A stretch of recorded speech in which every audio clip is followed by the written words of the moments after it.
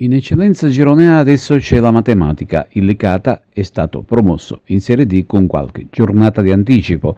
La compagine gialloblu passa anche sul campo del Sant'Agata grazie alle reti dell'ex sacragantino Assenzio e Amaltese e così brinda assieme ai propri tifosi arrivata a seguito dei propri beniamini. Stasera grande festa in piazza Progresso a Licata, si inceppa invece il Canicati sul campo di Castellammare, ma il secondo posto è blindato e non ci sono problemi. Torna a vincere anche il Pro Favara grazie alle reti di Contino su calcio di rigore a Lu e San Martino. Ed ora la promozione del girone A. Doccia fredda per i numerosi spettatori arrivati all'Esseneto per sostenere la squadra del cuore.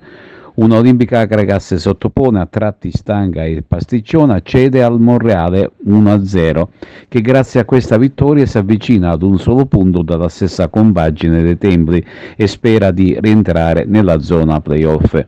A 2 giornate dalla conclusione del torneo, infatti, se le due squadre dovessero terminare a pari punti il proprio cammino, sarebbe proprio il Monreale, in virtù dei risultati di parità e vittoria ottenute nel doppio confronto, a disputare gli spareggi. A queste ipotesi certamente non da scartare fanno i dovuti scongiuri gli sportivi biancazzurri.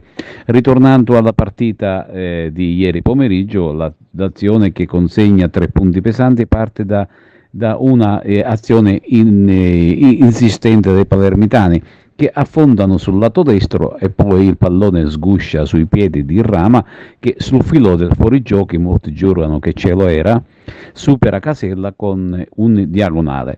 La partita si trascina stancamente con scontri a centrocampo e al 63esimo arriva l'occasione propizia per pareggiare, ma Emiliano Bellavia, a tu per tu con il portiere Cilluffo, manda a fil di palo.